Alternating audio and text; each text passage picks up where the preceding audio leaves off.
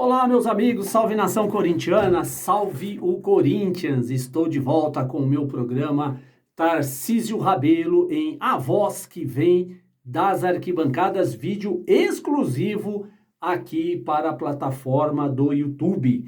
Convido você que ainda não se inscreveu a se inscrever aqui no meu canal. É só clicar aqui nessa janelinha vermelha, ativar o sininho, você vai receber os meus conteúdos. Nisso você vai estar me ajudando e muito, você não tem ideia. Desde já, quero agradecer imensamente a cada um dos novos inscritos aqui no meu canal. Cada dia eu recebo novos inscritos aqui, pessoas que estão admirando o meu trabalho como comentarista de futebol. Meia boca, mas nós estamos juntos aí, é isso que importa. Importante é a gente comentar futebol. Tem o Jonathan Caleri que vive me cornetando aí. Um abraço para ele também, Marinilda e todos vocês, meus amigos, fãs que estão sempre aqui comigo, me acompanhando, dando a maior força possível. Quero falar sobre 3 assuntos importantes nesta segunda-feira, depois de terminada mais uma rodada do Campeonato Brasileiro.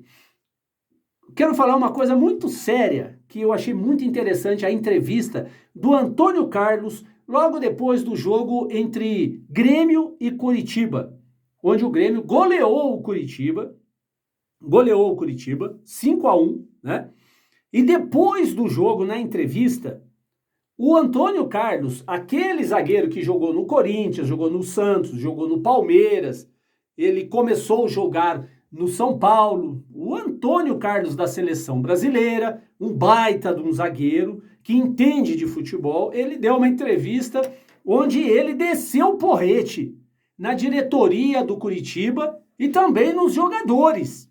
E ele disse na entrevista, olha, não sou eu que entro em campo para bater um tiro de meta, não sou eu que entro em campo para dar um passe, não sou eu que chuto em gol, eu treino a equipe, passo para ele tudo o que tem que fazer, mas quem tem que fazer são os jogadores. E se os jogadores não estão correspondendo, é porque não tem condições de vestir a camisa do Curitiba. E se não tem condições, quem contratou esses jogadores foram a diretoria. E ele disse que chegou no vestiário no último jogo passado, dentro do vestiário, ele disse para a diretoria do Curitiba e juntamente com todos os jogadores do Curitiba que se o time não melhorasse, iria cair para a segunda divisão. E com certeza o Curitiba é aquela sanfona, né? Ele sobe e desce, sobe e desce, sobe e desce. Todo ano é assim. E ele está na primeira hoje, pode ter certeza que vai descer para a segunda divisão, que é uma vergonha. Um time representando o Paraná, uma cidade assim, o Curitiba, uma cidade modelo, uma cidade exemplo. Eu morei em Curitiba, sei o potencial daquela cidade. Tem um time que ele fica sempre em altos e baixos, sobe para a primeira, cai para a segunda, o tempo todo. O tempo todo. E o Antônio Carlos desceu o porrete na diretoria que montou o elenco e desceu o porrete nos jogadores também, falando que não é ele. Ele treina os jogadores e eles não cumprem dentro do campo aquilo que deve ser feito.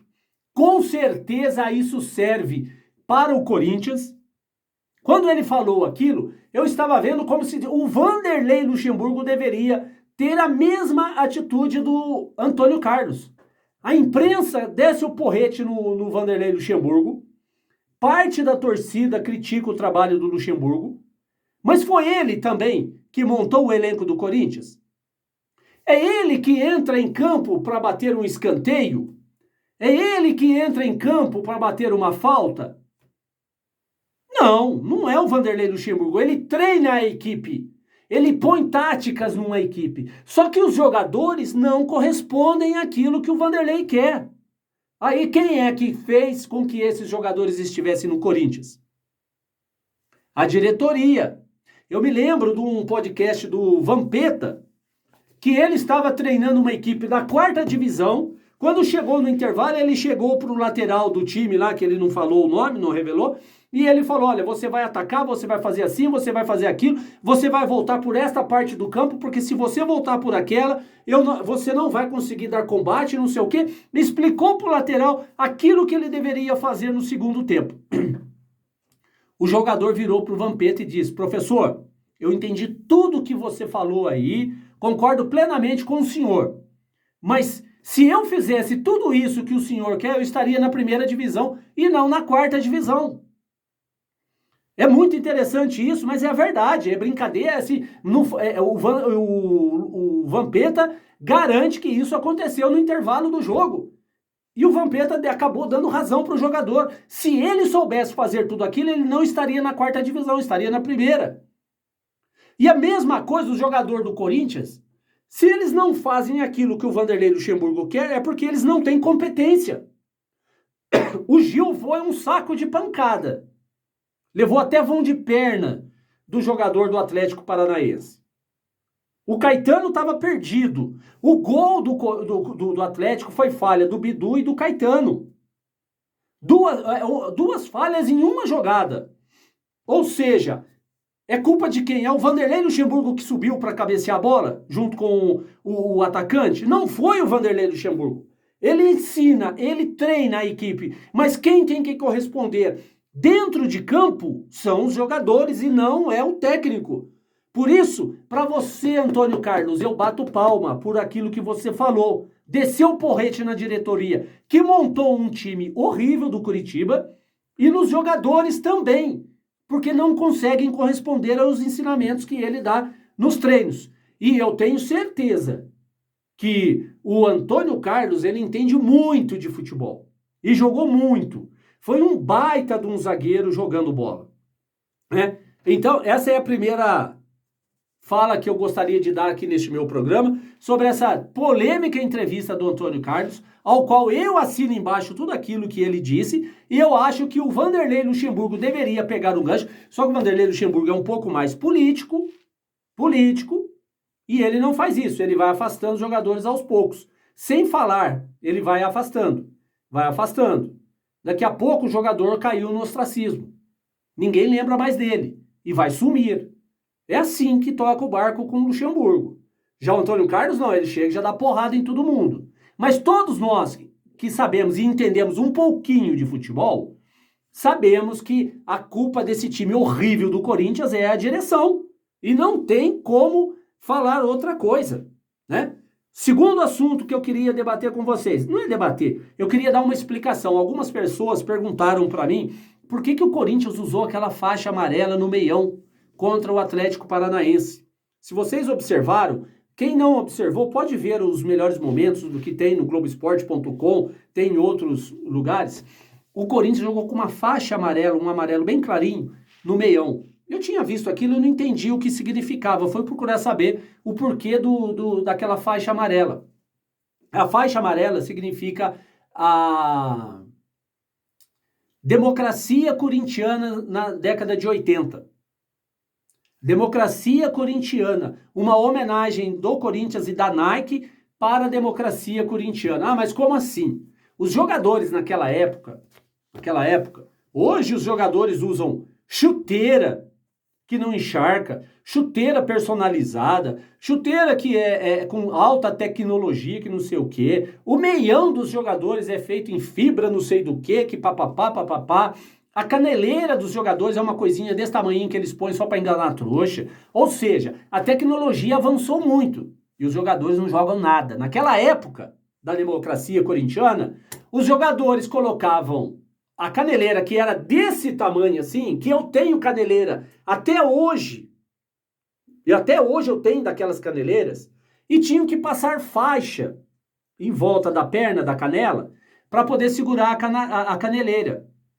Só que a caneleira no decorrer do jogo, e o Corinthians joga com meião branco, né? No decorrer do jogo, o suor do jogador ia caindo no meião, ia molhando a faixa, escorregava no gramado, dava carrinho e pegar contato da perna no gramado.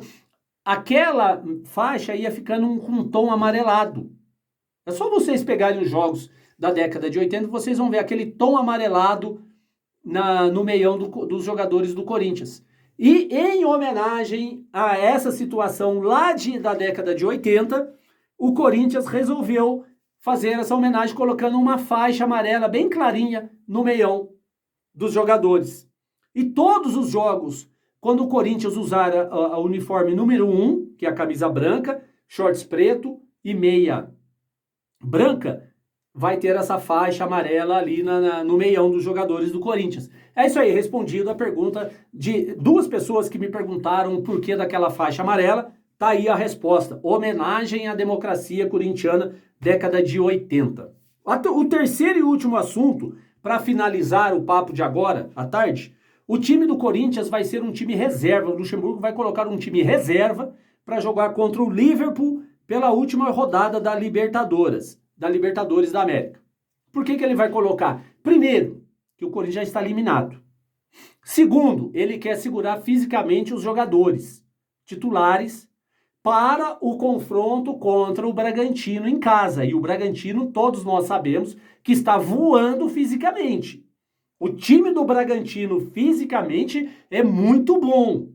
E se o Corinthians não tiver um time fisicamente preparado, não aguenta correr com o Bragantino, né? Mesmo jogando em casa. Por isso, vai dar um descanso, vai poder trabalhar esses jogadores por uma semana a mais, né? Já trabalhou 10 dias, vai trabalhar. O problema é a qualidade dos jogadores. Não adianta você ter um ano para treinar a equipe e ter os jogadores que tem no elenco, né? Não adianta, mas mesmo assim, vai estar um pouquinho melhor fisicamente, um pouquinho mais preparado para o jogo contra o Bragantino. É só dar um puxão de orelha no Caetano e no Bidu, que não se toma um gol conforme os dois tomaram, né? E preparar, posicionar melhor a equipe. O Gil tem que entender que ele não pode levar uma caneta do jeito que ele levou, né? Que o Rony tem que ficar no banco. Com certeza vai voltar outros titulares. Fausto Vera deve voltar. O Fagner volta, então já é um outro time contra o Bragantino. Aí dá mais esperança para o torcedor corintiano.